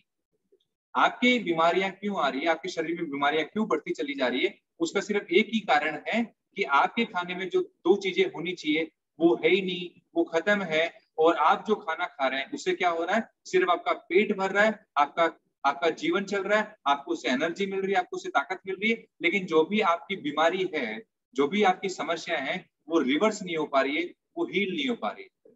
तो वो दो चीजें मैं आज आपको बता देता हूँ। आप कोई भी रैपर पे आपको उस खाने का लाइव एंजाइम कितना है वो कभी भी नहीं लिखा हुआ रहता है। तो आपके खाने में एक तो लाइव एंजाइम का होना जरूरी है, और दूसरा सबसे इंपॉर्टेंट चीज, आपके खाने में ऑक्सीजन का होना जरूरी है, क्योंकि जो भी खाना आप खाते हैं वो प्रोसेस फूड होता है, वो पका हुआ खाना होता है, और प्रोसेसिंग के दौरान उस खाने में से लाइव एंजाइम भी खत्म हो जाता है और दूसरा ऑक्सीजन भी खत्म हो जाता है। और जब हमें लाइव एंजाइम्स और ऑक्सीजन नहीं मिल पाता है तो हमारी बॉडी कभी भी रिवर्स नहीं हो पाती है, कभी भी हील नहीं हो पाती है। फिर हम दवाइयां खाते रहते हैं और कैसे न कैसे करके हमारे शरीर को कंट्रोल करने की कोशिश करते हैं, बैलेंस करने की कोशिश करते हैं। तो अब मैं आपको ये बात बताना चाहता हूँ कि अगर आपको अपनी जिंदगी को बढ़ाना है, आयु को दीर्घायु करना है, जिनकी दवाई नहीं चल रही है, छोटी मोटी बीमारी आ गई उनको ठीक करना है, तो आप जो भी खाना खाते हैं उस खाने में लाइव एंजाइम और ऑक्सीजन को जोड़ दीजिए। और वो कहाँ से मिलेगा वो मैं आपको समझा देता हूँ। पहली चीज ये है कि आप आपके दिन भर की दिनचर्या में फलों को शामिल करना शुरू कर दीजिए, फ्रूट्स को। लेकिन हर फ्रूट का अपना विटामिन है, मिनरल है। भगवान ने अलग अलग कलर के अलग अलग तरीके के फल बनाए हैं, और कोई भी फल अपने आप में पूरा नहीं है, इसलिए अलग अलग तरीके के फल बनाए गए। तो जो भी सीजन के फल हैं, 3 से 4 प्रकार के जो फल हैं, वो आप मैक्सिमम पूरे सुबह उठने के बाद 12 बजे तक खाने की कोशिश करिए, खाते रहिए खाते रहिए। मेरा कहना ये है कि आप शुरुआत में जब सुबह उठ रहे हैं तो आप सोकर के उठे हैं, आपकी बॉडी रेस्ट मोड पे है, तो आप उसको फल खिलाना शुरू कर दीजिए। और 12 बजे तक कोशिश करिए कि आपके पेट को आप फलों से या फलों के रस से ही भरे, या थोड़े बहुत भीगे हुए ड्राई फ्रूट आप ले सकते हैं। ऐसा करके आप दिन की शुरुआत को करिए, ताकि आपका मेटाबॉलिक जो है वो अच्छा होता चला जाए। 12 बजे तक जितने फल, अलग अलग कलर के सीजनेबल फ्रूट, 3-4 तरह के आप खूब खाइए, पेट को मैक्सिमम फलों से भर लीजिए, थोड़े बहुत भीगे हुए ड्राई फ्रूट, और आप फलों के रस इस तरह से ले सकते हैं। जब 12 बज जाए, 12 से 1 बजे के आसपास आप क्या करिए, जो भी आप रोटी सब्जी खाने वाले हैं, या चावल दाल खाने वाले हैं, या इडली सांभर खाने वाले हैं, या वड़ा पाव खाने वाले हैं, या जो भी आप खाने वाले हैं, उसको खाने से पहले, क्योंकि सुबह तो आपने अपने शरीर को लाइव एंजाइम और ऑक्सीजन तो दे ही दिया है फलों के जरिए, रो फॉर्म में खा करके, ऐसे ही अब आपको लंच में भी आपके शरीर को लाइव एंजाइम और ऑक्सीजन देना होगा। तो आप जो भी खाना खाओगे प्रोसेस फूड, उससे पहले आपको शरीर को लाइव एंजाइम और ऑक्सीजन देना है। तो आपको क्या करना होगा, आप कोशिश करिए 3-4 तरह के कच्ची सब्जियां ले लीजिए, जिसमें टमाटर हो सकता है, खीरा हो सकता है, ककड़ी हो सकता है, मूली हो सकता है, गाजर हो सकता है, सलजम हो सकता है, या फिर सीजन की जो भी सब्जियां हैं उन सब्जियों को सलाद के फॉर्म में इस्तेमाल किया जा सकता है। तो क्या करें, कितना खाएं, आप कोशिश ये करिए कि जो भी आपका वजन है, जैसे मान लीजिए किसी का वजन है 60 किलो, 60 किलोग्राम, तो उसका हाफ ग्राम में कन्वर्ट कर लो, 300 ग्राम, 300 ग्राम। वो जो भी दिन में दाल चावल सब्जी रोटी या जो भी कुछ खाने वाला है, उससे पहले अगर 60 किलो वजन है तो ग्राम में आधा कर दिया, 300 ग्राम। तो 300 ग्राम पहले वो 3-4 तरह की कच्ची सब्जियां खा ले। उसमें वो टेस्ट के लिए थोड़ा सा नींबू डाल सकता है, काली मिर्च डाल सकता है, तुलसी पुदीना धनिया शीशम के पत्ते ये भी डाल सकता है। तो पहले 300 ग्राम सलाद खा लिया, फिर अपना जो भी खाना खाना है उसके बाद अपना खाना खाना शुरू कर देना। लेकिन ध्यान क्या रखना है, वो सलाद पहले कंज्यूम करना है, पूरा अच्छे से पूरा खा लेना है। ऐसे नहीं कि एक निवाला मैं सलाद का खा रहा हूँ, फिर तीसरा निवाला रोटी सब्जी का खा रहा हूँ। पहले सलाद को पूरा खाना पड़ेगा, उसके बाद में आपको रोटी सब्जी खानी पड़ेगी। फिर 4 बजे के आसपास रिफ्रेशमेंट टाइम होता है, उस समय आप जूसेस ले सकते हैं, उस समय आप नारियल की गिरी ले सकते हैं, उस समय आप जो भी चाय, ग्रीन टी, लेमन टी, कुंजा टी, उसके साथ में मखाने, रोस्टेड जो मखाने होते हैं वो आप ले सकते हैं। इसके अलावा अभी तो गर्मियों का समय है, तो फल या फलों के रस, इस तरह से चीजों को लिया जा सकता है, ज्यादा अभी कुछ ऑप्शंस होते नहीं है। तो 4 बजे स्नैक्स के तौर पे या होलसम कोई भी फ्रूट है, एप्पल वगैरह, उसको भी उठा करके खाया जा सकता है। तो 4 बजे के आसपास ऐसा हम कुछ कर सकते हैं। और जब आपका डिनर होगा तो डिनर में ध्यान क्या रखना है कि आप कोशिश करिए कि 8 बजे पहले पहले अपने डिनर को फिनिश करें। तो 8 बजे पहले अपने डिनर को फिनिश करना है, तो आप वहां पे जैसे आप दलिया बना लीजिए, आपका फेवरेट जो वेजिटेबल्स है वो उसमें डाल लीजिए, नमकीन दलिया बना लीजिए, या फिर आप दाल का पानी ले सकते हैं, या सब्जियों का सूप बना सकते हैं।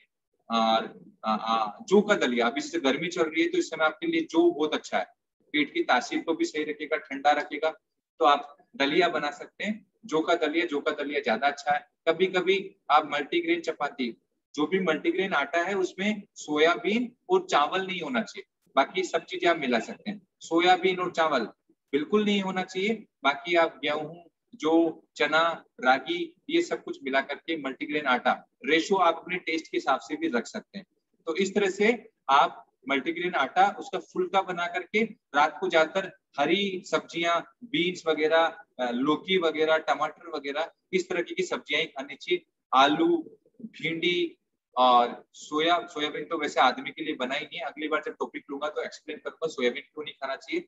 दाल भी रात को नहीं खानी चाहिए, लेकिन भारत के अंदर 90% लोग जो है वो दाल जो है वो रात को ही खाते हैं। तो दाल अगर आपको खानी है तो दोपहर में खाइए, जितनी आपको खानी है उतनी खाइए। रात को हरी भरी सब्जियां, दाल का पानी ले सकते हैं लेकिन दाल नहीं ले सकते। तो इस तरह से आपका जो मील है वो होना चाहिए। अब बात करते हैं दूध और दूध से बनी वाली चीजों में। तो जैसे मान लीजिए उसमें अगर आपको कोई चीज लेनी है तो आप उसमें छाछ जो होती है, छाछ, वो आपके लिए बहुत अच्छी है। पतली छाछ बना करके उसको दोपहर के खाने के बाद 1 गिलास लिया जा सकता है। 1 गिलास आप दोपहर में छाछ का इस्तेमाल कर सकते हैं। लेकिन आपको दूध और दूध से बना जैसे पनीर हो गया, या फिर दूध से बना दही हो गया, इन चीजों का इस्तेमाल कम करें, क्योंकि मैंने बात करी थी स्ट्रैट मॉलिक्यूल की, तो इनका मॉलिक्यूल भी स्ट्रैट है, ये भी डिपॉजिट करेगा। और पहली बात ये है कि कफ को भी बढ़ाने का काम करेगा। और जो मोटे लोग हैं उनकी प्रवृत्ति, उनकी जो प्रकृति वो कफ की है, और अगर दूध और दूध से बनी चीजें खाएंगे तो कफ उनका बढ़ा हुआ रहेगा। तो पतला होने में, उनको वेट को कम करने में थोड़ी ताकत ज्यादा लगानी पड़ेगी, एफर्ट ज्यादा लगाना पड़ेगा। तो पतली छाछ को लिया जा सकता है। इसके अलावा दूध और दूध से बनी कोई दूसरी चीज को नहीं लेना होता है। पतली छाछ आप आराम से ले सकते हैं।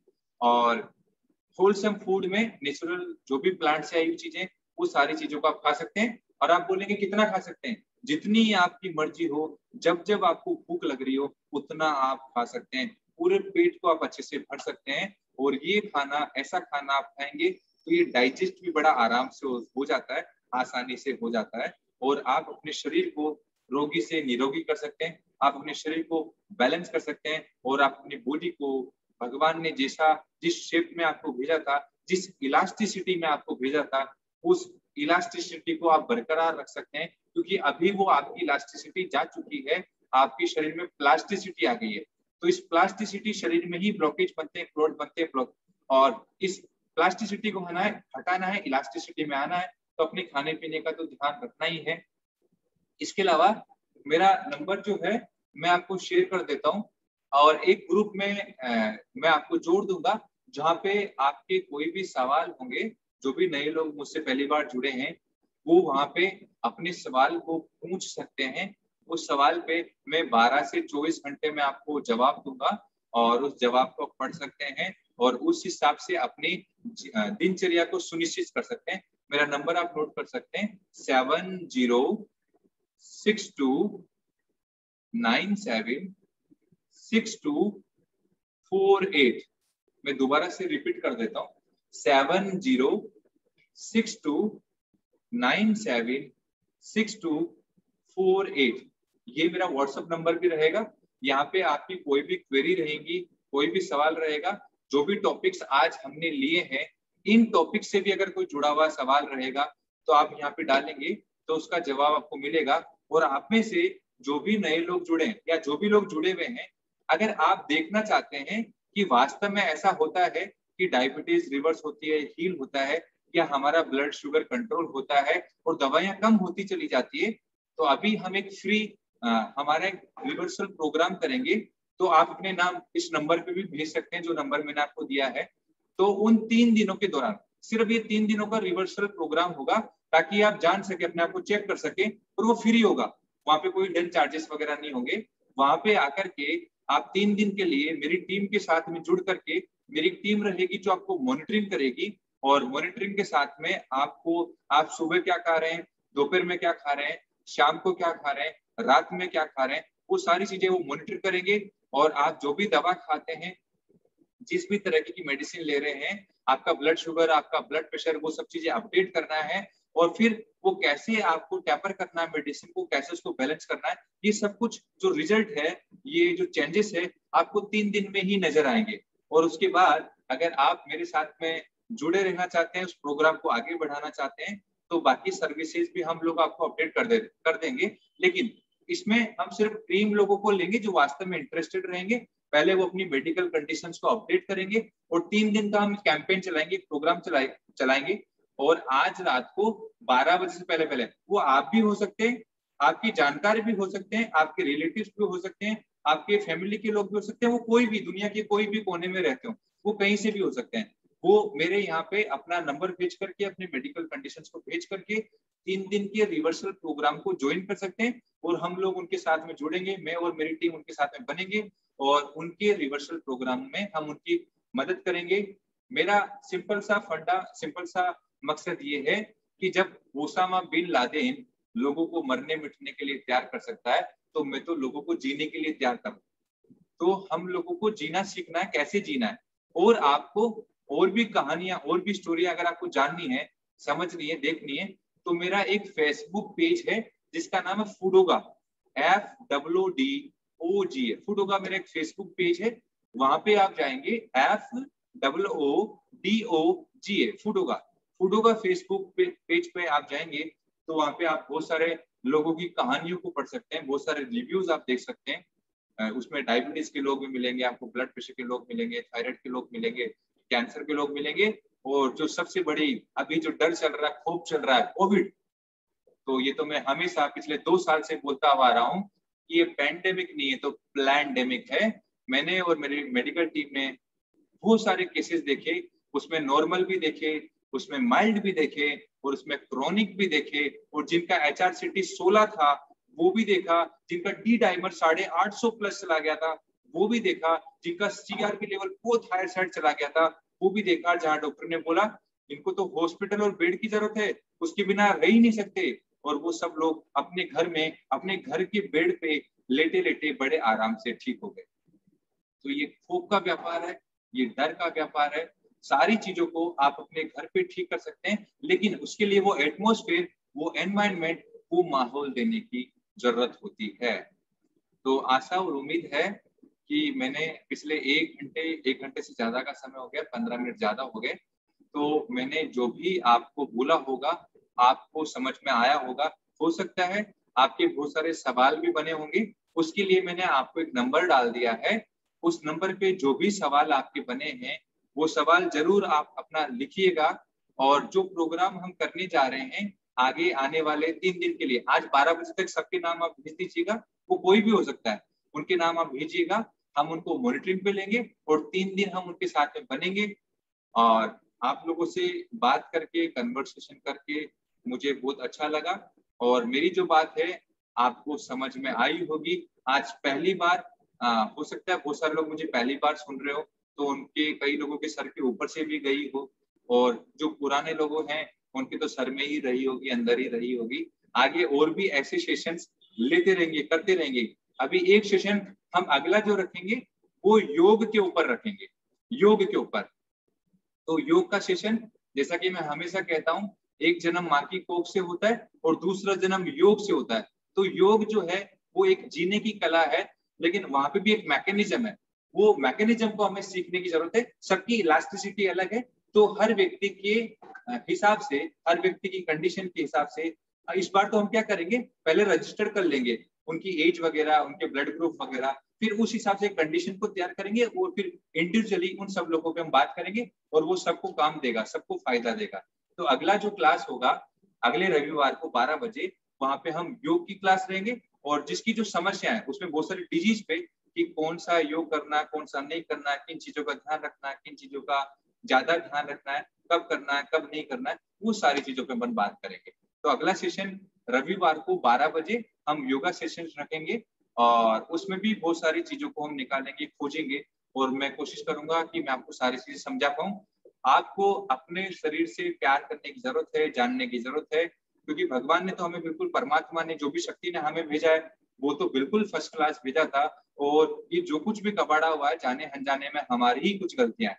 तो अब वापस से हमें इस देवालय शिवालय रूपी शरीर का नव निर्माण करना है। तो हमें इन सारी चीजों को समझना पड़ेगा, एडॉप्ट करना पड़ेगा और भगवान के दिए जो भी ऑप्शन है उन पे आना पड़ेगा, तभी शरीर का रीजनरेशन हो सकता है, नव निर्माण हो सकता है। मैंने नंबर आपको छोड़ दिया, उस नंबर पे जो भी सवाल बनेंगे आप जरूर छोड़िएगा और मैं जवाब दूंगा। तब तक के लिए आप सभी लोग अपना ध्यान रखिए, आप स्वस्थ रहिए, अपने रसोई घर को धीरे धीरे बदलिए। जिस घर की महिला जितना ज्यादा वक्त रसोई घर में बिताती है उसका घर उतना ही ज्यादा बीमार रहता है। इसको समझ लीजिए, इसको थोड़ा लोगों में भी स्प्रेड करने की कोशिश करिए। अगले रविवार को 12 बजे फिर मुलाकात करेंगे और कोई भी व्यक्ति अगर योगा सेशन आप में से ज्वाइन करना चाहता है तो उसका लिंक भी यही है, सुबह सवेरे 6:15 बजे योगा क्लासेस स्टार्ट होती है और आप चाहो तो इसी लिंक पे जाकर के सुबह की क्लास को भी अटेंड कर सकते हैं जो 1 घंटे की क्लास होती है। तो अपनी इलास्टिसिटी को आप बढ़ा सकते हैं और अपने शरीर में जो भी रोग हैं उनको आप दूर कर सकते हैं, टॉक्सिन्स को एलिमिनेट कर सकते हैं। चलिए, आप सभी लोगों के लिए बहुत बहुत सारी प्रार्थनाएं हैं, बहुत बहुत सारी दुआएं हैं। आप सभी लोग ऐसे ही रहिए, स्वस्थ रहिए, मस्त रहिए। भगवान से प्रार्थना करिए कि हे भगवान, हम सब स्वस्थ हैं और स्वस्थ होते चले जाएं। सभी को प्रणाम, सभी के लिए बहुत बहुत सारी प्रार्थना। नमस्ते।